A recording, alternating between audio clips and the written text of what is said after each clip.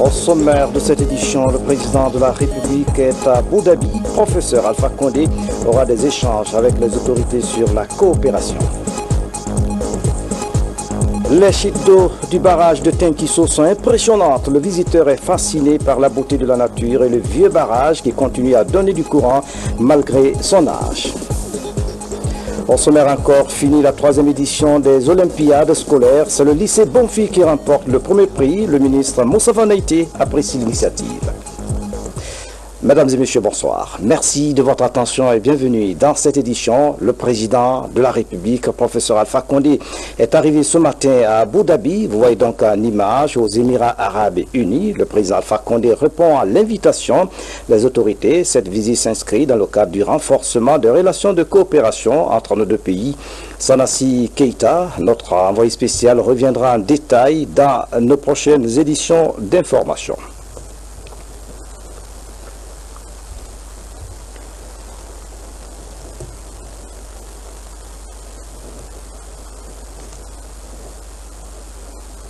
Mais avant donc de quitter Conakry, l'audience du chef de l'État après GPT et plusieurs autres formations politiques du pays, la NGR, la GECI et la GUD renouvellent leur soutien au président Alpha Condé. Ces trois leaders politiques entendent œuvrer pour la réélection du professeur Alpha Condé pour la présidentielle du 11 octobre 2015.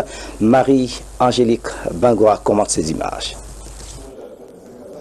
Après leur ralliement au RPG Arc-en-Ciel, la NGR, la GECI, la GUD sont reçus à Sékou Touréa. Abessila, Mohamed Fodé Souma et Sékou Bena Kamara se sont entretenus avec professeur Alpha Condé sur des questions liées à la consolidation des acquis démocratiques, l'accord du 20 août et la présidentielle du 11 octobre 2015. À leur sortie d'audience, ils renouvellent leur soutien au chef de l'État. Nous venons de finir notre convention qui vient de s'achever. Alors nous avions été invités à la présidence pour rencontrer le président Alpha Condé, que nous supportons au premier tour des élections de cette année. C'était pour faire le point et comment nous allons travailler ensemble en ce qui concerne les campagnes et les élections à venir. Donc je suis très ravi d'être là, de discuter des modalités, des conditions, de comment nous allons intégrer nos efforts pour avoir la victoire finale. Je demanderai à tous mes partisans, bien sûr, sur l'ensemble du territoire, de supporter notre candidat cette année, parce que moi, je ne serai pas candidat. Le parti va accompagner le président Alpha Condé pour les élections de 2015. Conscient des actes de développement posés par professeur Alpha Condé, ces leaders politiques appellent à la mobilisation générale pour des élections apaisées. J'estime qu'il fallait qu'on vienne lui renouveler ce que nous avons demandé à nos partisans, à nos sympathisants et aux Guinéens dans leur entièreté, que nous le soutenons. Nous le soutenons parce que nous voulons une continuité, nous le soutenons parce que nous saluons ce qui a été fait à ce jour.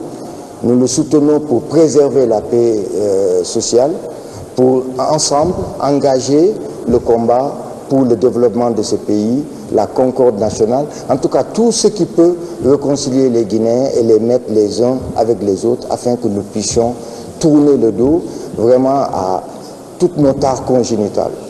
Donc de ce fait, je demande à mes partisans, je demande à mes sympathisants, à mes militants, je demande vraiment à ceux qui sont épris vraiment de justice, de paix, afin que nous puissions accompagner le président de la République, le professeur Alpha Condé. Ce que j'ai dit et je répète souvent derrière le président de la République, j'ai une affirmation totale aujourd'hui.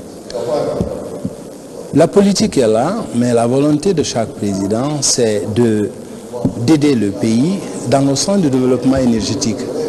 Alors le président il faut comprendre aujourd'hui que l'énergie qu'il a commencé est une réalité, qu'à l'État est fini. Alors l'étude de faisabilité de Swapiti est déjà là et Amaria va suivre. Mais écoutez, c'est un maximum, une moyenne de 1700 MW quand cela sera réalisé. Vraiment, ça, je me réjouis de ça. Avec son temps fatigant, mais il se met dans l'avion encore pour trouver l'argent afin que la Guinée retrouve sa lumière, c'est-à-dire la base de développement qui est l'énergie. Une vingtaine de partis sont aujourd'hui alliés au RPG Arc-en-Ciel. La NGR, la GECI et la GUD comptent jouer un rôle important dans la recomposition en cours du paysage politique guinéen. Dans l'actualité encore, la retraite des administrateurs territoriaux à Mamou, une rencontre qui vise à redéfinir le rôle des administrateurs dans le processus électoral. C'est le Premier ministre, chef du gouvernement, qui préside les travaux. Ousmane Bangoua, reportage. C'est Mamou qui a abrité ce dimanche la retraite des administrateurs territoriaux.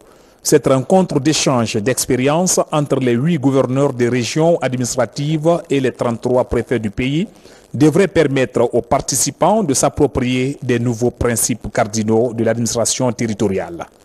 Nous estimons qu'une telle rencontre permettra de renforcer les capacités et les compétences des administrateurs territoriaux. Le 11 octobre 2015, les Guinéens seront appelés aux urnes pour élire le président de la République pour les 5 prochaines années. En jouant efficacement vos rôles et responsabilités dans le processus électoral, conformément à l'appui technique dévolu au ministère de l'administration du territoire et de la décentralisation, il vous reviendra de permettre à chaque électeur de faire son choix dans les meilleures conditions. Le Premier ministre Mohamed Saïd Fofana, dans son allocution d'orientation générale, a saisi l'occasion pour exhorter les participants à la solidarité et l'impartialité dans la gestion des affaires politiques au sein de l'administration.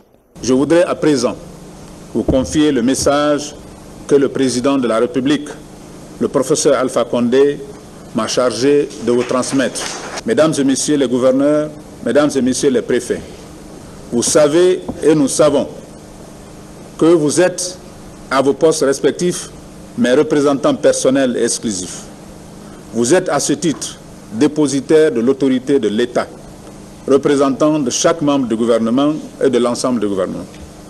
Vos fonctions sont délicates parce que vous exercez le pouvoir de proximité avec les élus, co-gestionnaires des terroirs. Vos missions sont difficiles parce que vous êtes dans vos circonscriptions administratives au cœur de l'État. Il s'agit pour vous donc d'un véritable sacerdoce dont la marque première vous invite à la primauté de l'État, à l'affirmation et à l'expression de celui-ci. Vous êtes aussi au service des populations et c'est bien là, non un paradoxe, mais un des ressorts intimes de la gouvernance qu'il faut protéger et promouvoir. Mesdames et messieurs les gouverneurs et préfets, vous êtes donc au centre de ce mariage pluriel de responsabilité et de co-responsabilité entre le pays, l'État et le peuple. Chacun de vous mesure dès lors le poids de sa responsabilité et l'immensité de notre responsabilité commune. Face à la Guinée et face aux responsabilités qui sont les vôtres, vous devez agir avec grandeur dans l'intégrité et l'impartialité qui sont les premières marques d'un administrateur territorial. Vous êtes, vous le savez, des médiateurs, des conciliateurs, des négociateurs, des conseillers, des diplomates, des guides pour servir la Guinée dans sa laborieuse construction d'un État démocratique au service du développement. Vous êtes donc de l'État et dans l'État. Au cœur même de l'État, gouverneurs et préfets, vous êtes la veine qui irrigue les lois de la République et assure la promotion démocratique de l'État au service exclusif du peuple. Ce rendez-vous des administrateurs territoriaux est plein d'espoir, car ce talent va contribuer à améliorer l'efficacité de l'administration guinéenne pour qu'elle devienne un instrument au service du développement. La caravane des savoirs a été lancée à Conakry. Elle est initiée par le Centre européen d'appui au processus électoral. À travers des projections de films, le centre va sensibiliser les populations à une élection apaisée. Après les communes de Conakry, la caravane s'étendra aux autres régions du pays. Voici le reportage de Sekou Fernand Kourma. Éduquer et sensibiliser les populations à une élection présidentielle apaisée, tel est l'objectif de la caravane du savoir lancée au Palais du Peuple. 2 films documentaires parlant d'exemples d'élections apaisées en Afrique ont été projetés. Ce pour mieux édifier les populations sur la nécessité d'organiser des élections paisibles. L'initiative est du Centre européen d'appui au processus électoral.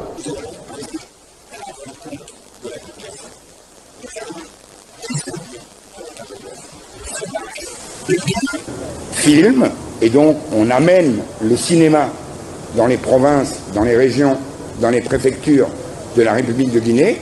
La jeune démocratie dont j'appelle de tous mes voeux à consolider les fondements de la République de Guinée ne peut se réaliser que chaque Guinéenne et chaque Guinéen prend conscience de la nécessité de préserver et de maintenir la paix dans le pays. Pendant 40 jours, la caravane du savoir va sillonner toutes les communes de Conakry et les régions administratives du pays. Elle bénéficie de l'appui de l'Union européenne, de l'Assemblée nationale, du gouvernement et de la CENI. L'Union européenne a toujours refusé de se prêter aux considérations partisanes. En revanche, elle a toujours eu à cœur de se mettre à disposition de l'ensemble des parties prenantes afin de contribuer à la mise en place d'un scrutin apaisé par les Guinéens, au profit des Guinéens. Le savoir est indispensable dans toute entreprise humaine. Il l'est encore plus dans le processus électoral qui doit s'aimer à la fois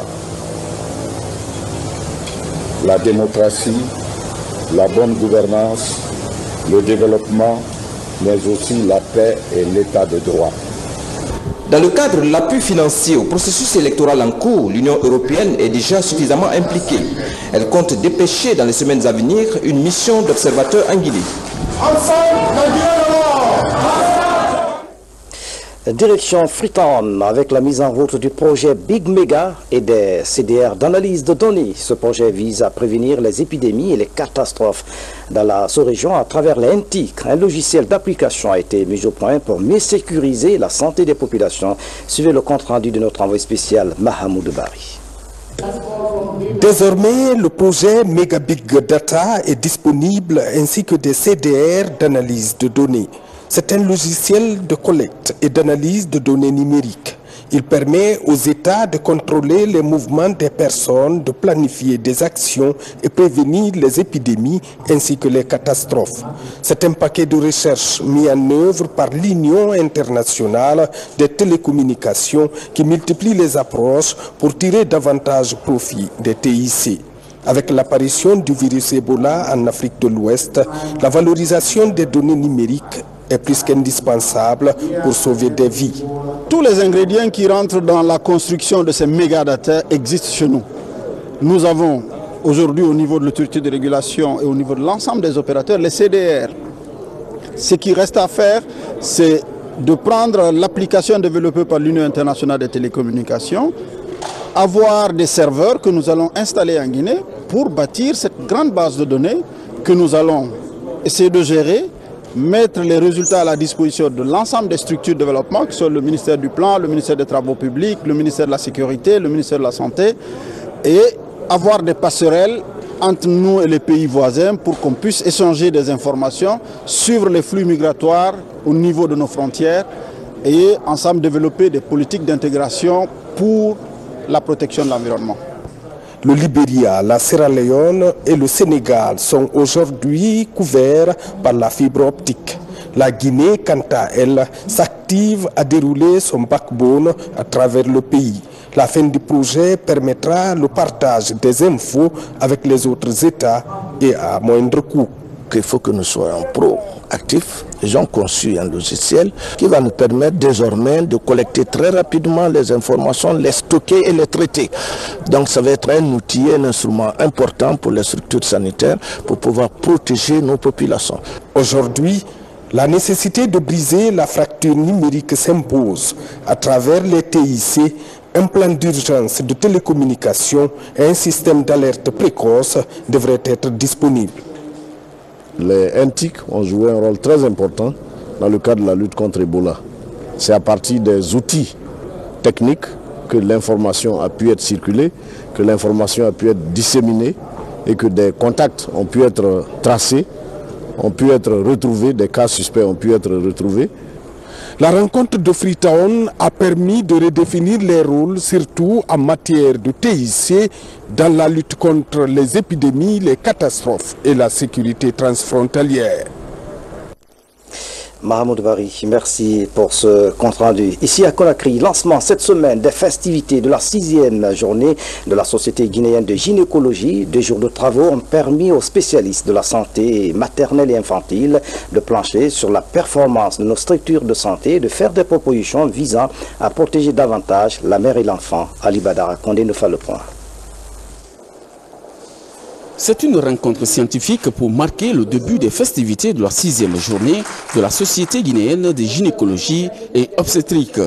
Pendant 2 jours, ces médecins obstétriciens et gynécologues venus de la Guinée et de la sous-région vont échanger autour de 2 aspects de leur spécialité.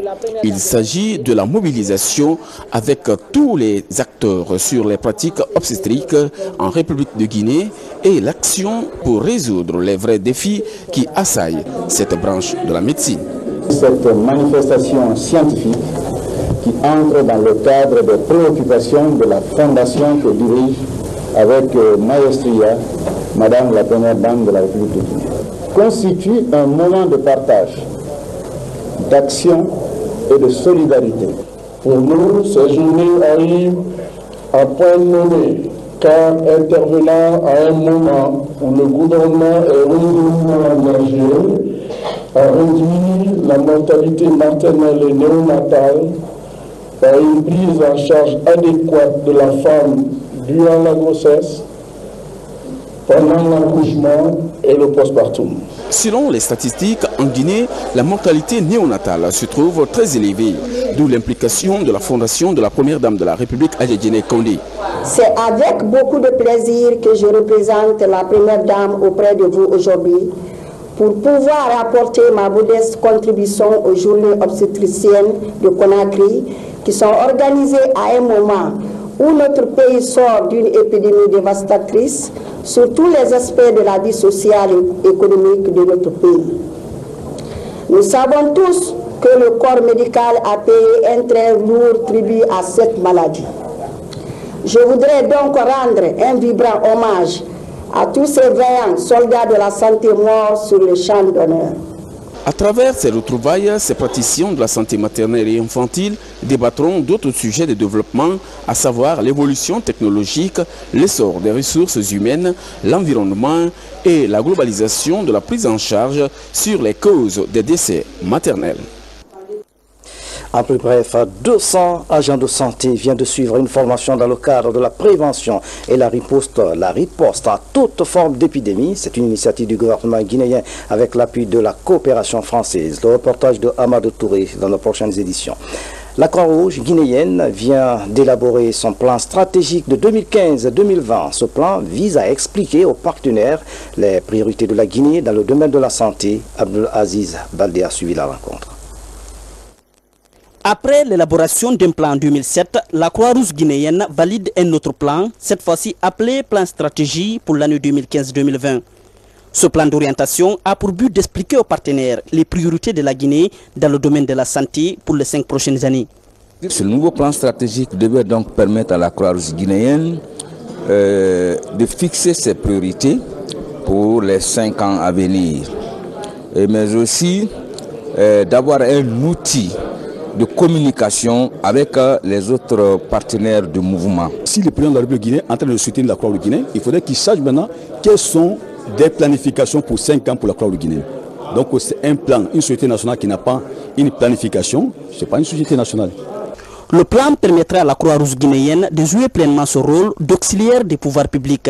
Des initiatives allant dans le sens de la réduction de la mortalité liée aux maladies transmissibles et les situations d'urgence. Ce plan va lui permettre d'envisager les 5 prochaines années à venir avec des lignes directrices de fonctionnement, de renforcement, et ce dans un but unique, c'est pouvoir au mieux répondre aux besoins humanitaires. Je voudrais réitérer encore une fois l'engagement et la détermination de l'État à travers les différents départements ministériels à collaborer avec la Croix-Rouge guinéenne pour la réalisation de leurs objectifs communs qui visent l'amélioration du bien-être de la population guinéenne. Pour rappel, la Croix-Rouge guinéenne a été créée en 1983 suite à un tremblement de terre survenu à Koumbia dans la préfecture de Gawal. En plus bref, les marins guinéens seront désormais membres d'équipage des navires pavillon rouge, jaune, vert. La société Joliba Pêche a donné le ton. Elle vient d'embaucher 5 marins qui vont être à bord de ces navires. C'est un exemple à suivre. Direction barrage de Tinkisso dans la préfecture de Daboula, je vous le disais en titre. Ici, le visiteur est fasciné par les belles chutes d'eau et la beauté de la nature. Installé depuis les années 60, le barrage de Tinkisso continue d'alimenter plusieurs localités en courant domestique. Mamadou Alpha Baldi, notre reporter, est séduit par l'environnement dans lequel se trouve le barrage de Tinkisso. Voici son constat. Derrière cette forêt, les chutes du barrage hydroélectrique Tinkisso. Des milliers de mètres cubes d'eau se bousculent et forment une 60aine de mètres de chute.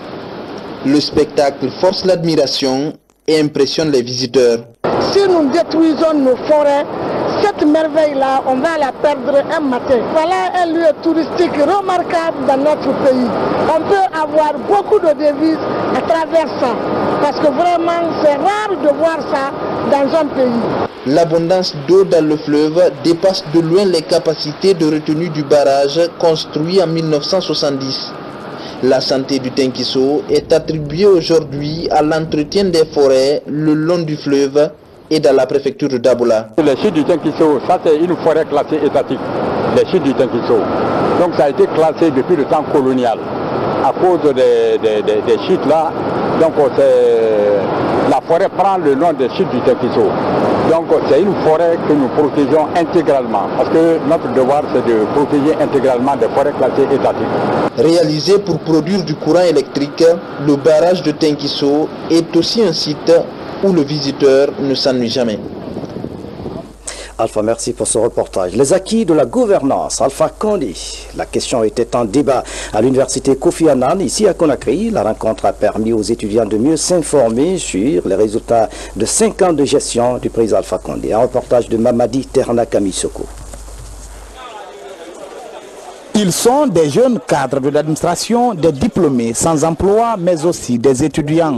Ils sont venus écouter les exposés sur les acquis de la Troisième République après 5 ans de gestion des affaires du pays. En données chiffrées, les conférenciers ont passé en revue les performances enregistrées dans la gouvernance administrative, judiciaire et économique en Guinée depuis 2010. Des performances qui ouvrent des perspectives heureuses de développement au pays. La meilleure garantie, c'est regarder ce qui a été fait, dire voilà ce qu'on est capable de faire. C'est évident que des avancées majeures ont été notées dans tous les secteurs possibles et donc on n'a pas besoin de convaincre les jeunes de la possibilité et de la garantie que ceci peut être répété et même démultiplié dès l'instant où un environnement favorable est créé. Cet environnement, nous souhaitons l'avoir dès le soir du 11 octobre, mais surtout nous souhaitons informer les jeunes de ce qu'il faut pour pouvoir saisir toutes les opportunités qui vont se présenter à eux. En 2010-2011, l'inflation était à plus de 21%. Et aujourd'hui, à date, nous sommes à 8,4%. C'est dire tout le chemin et tous les efforts qui ont été faits pour arriver à ces résultats. Et aussi, il faut saluer la politique budgétaire du gouvernement. Une bonne politique budgétaire alliée à une bonne politique monétaire a permis de maîtriser l'inflation en Guinée, qui aujourd'hui a un chiffre. Ces nombreux participants sont dorénavant bien informés. Durant les 5 ans, il y a eu beaucoup de réalisations. Mais je vous assure que des Guinéens, les 20% ne connaissent pas la réalisation du gouvernement. Donc nous avons pris l'initiative dans ce cadre, puisque ce sont tous les cadres et certains doivent aller à l'intérieur du pays pour communiquer autour du bilan. Outre ces performances, cette conférence bilan sur la mandature de chef de l'État a également permis aux différents conférenciers de faire des projections en termes de création d'emplois pour les jeunes. Par exemple, dans le domaine minier, quelques 52 000 emplois sont attendus. Des maisons de l'emploi et des compétences seront aussi créées dans 5 villes de l'intérieur du pays. Et puis le parti Ergud, Rassemblement des Guinéens pour l'unité et le développement, vient de tenir une assemblée générale à Conakry. Le parti a décidé de soutenir le candidat du RPG Arc-en-Ciel, le professeur Alpha Condé. Écoutons Abraham Bourré au micro de notre reporter Nabi Zakaria Bangora. Extraordinaire du Rassemblement guinéen pour l'unité et le développement Ergud, qui se tient aujourd'hui, s'inscrit dans le cadre des préparatifs de l'organisation de l'élection présidentielle du 11 octobre 2015. le RGUD, parti allié au RPG du RPG Arc-en-Ciel, parti de la mouvance présidentielle, a décidé d'annoncer sa position vis-à-vis des gestions électorales prochaines. C'est dans cette logique soutenir sans revendiquer la candidature du RPG, du candidat du RPG Arc-en-Ciel, le professeur investi, le professeur Alpha Condé. Et puis stage de formation pour le certificat d'aptitude technique du premier degré. Plus de 500 sous-officiers ont pris part aux travaux. La formation s'est déroulée au centre d'instruction et d'infanterie du Kindia. Adjudant Sekou Kamano, correspondant de la presse militaire, reviendra en détail dans de prochaines éditions d'information. 7 coupeurs de route sont sous le verrou. Ils ont été arrêtés par les agents de police de Koya en possession d'armes à feu, de la drogue et des gris-gris. La précision avec Mori Kaba. Les préfectures de Koya et de Brika sont les portes d'entrée de Conakry. Depuis quelques mois, ces zones sont devenues les lieux de retranchement des bandits. Au cours d'une de leurs patrouilles, les agents du commissariat central de Koya ont réussi à interpeller 3 de ces présumés bandits, accusés de semer la terreur dans la zone. Ces délinquants à main armée sont spécialisés dans les attaques de véhicules en provenance de l'intérieur de la Guinée. Yaya Maloko, il a reconnu avoir participé à l'attaque à main armée, un véhicule en provenance de Bamako, où ils ont emporté 4 sacs. Abdoulaye Diallo alias Dia Fiston, il a reconnu dans son interrogatoire avoir participé à l'attaque d'hier. C'est dans sa chambre qu'avons retrouvé 2 armes dans un sac. Ali Touré alias Bodje, lui aussi sans embâche, il a reconnu avoir participé à l'opération qui s'est passée. Ces individus, ils opèrent sur 3 axes. D'abord la route Fourekaria-Koya, il y a un pont du nom de pont Togiron. Le deuxième axe, c'est de Koya Kindia sur le pont Kaka. Encore Conakry Koya, c'est sur le pont Frigadi. Motofa, le dernier magui, autona relanti, wing, nana auto rambidebo, anasakira brabra donema, nasakira ntongu, na goromera kui, na signema, na giri, na fabangi. Les autorités préfectorales et communales de Koya félicitent les services de sécurité pour leurs efforts. Vraiment, nous félicitons la police pour ce travail bien accompli. À la population, nous l'avons toujours dit, nous ne cesserons jamais de le dire, nous devons coopérer avec la police. Mon sentiment, c'est un sentiment de fierté, de reconnaissance pour le grand travail abattu par la police. Dans ces jours-ci, Koya est devenu le repli de tous les grands bandits traqués à Conakry. Le commissariat central de Koya, comme tant d'autres à l'intérieur, deviennent actifs dans la traque des bandits. Les patrouilles sont fréquentes dans les quartiers. Le commissariat central de Koya marque des points. La 3e édition des Olympiades scolaires vient de prendre fin à la RTG Koloma, ici à Conakry. C'est le lycée Bonfi qui a remporté le premier prix de ce concours organisé par la Bonagui et Easycom Production. Le ministre de la Jeunesse, M. Moustapha Naïté, apprécie l'initiative qui vise à créer l'émulation entre les écoles. Tcherno Ousmane Diallo signe ce reportage. Difficile de cacher son émotion devant ce public après avoir décroché le jackpot de la 3e édition des Olympiades scolaires Fanta Matin Sciences. Abdoulaye Souma a été le fer de lance du lycée Bonfi dans cette compétition interscolaire qui a mis aux prises 22 établissements scolaires de Conakry. Face au lycée d'excellence professeur Alpha Condé, son école remporte le premier prix. Lui décroche une bourse d'études pour l'Université internationale d'Agadir au Maroc. Je suis content pour aller juste étudier au Maroc, ça me fait plaisir parce que j'ai cherché avec mes professeurs dont je les remercie. Abdoulaye Souma est donc le 3e bachelier à obtenir cette bourse que finance la Bonagui pour soutenir le système éducatif guinéen à l'issue des Olympiades scolaires Fanta Matin Sciences. Grâce au partenariat signé avec la structure Easycom, l'initiative permet aussi de promouvoir les matières scientifiques. Vous avez remarqué, toutes les compétitions interscolaires sont des compétitions en général littéraires, à savoir dictée, question, rédaction et ce genre de choses. Donc nous, on a essayé d'encourager les jeunes en fait, ceux qui craignent tout ce qui est sciences exactes, Donc de les encourager à travers cette compétition pour qu'ils s'intéressent plus à ces matières et qu'ils essaient de démystifier en fait les mathématiques, les physiques, la chimie, la biologie. Donc c'est cette particularité sur laquelle nous avons basé notre objectif et notre cahier de charge. Dans certains pays, nous avons mis l'accent dans la rénovation et la réhabilitation des écoles. Pour la Guinée, nous avons pensé plus utile de mettre l'accent sur ce type de programme qui permet non seulement à la fois aux gens d'étudier ici, mais surtout de poursuivre des études supérieures qui sont à même de pouvoir leur donner les qualifications nécessaires pour les rendre opérationnels, et, notamment dans leur pays, et contribuer à l'essor de l'économie. Un coup de pouce à l'école guinéenne qu'apprécie le ministre de la Jeunesse qui appelle les autres sociétés de la place à s'inspirer de cet exemple pour contribuer à la formation de l'élite guinéenne. Chacun doit jouer sa partition. L'État fera ce qu'il peut faire, mais il est du ressort aussi des entreprises privées installées en Guinée de jouer leur responsabilité sociale.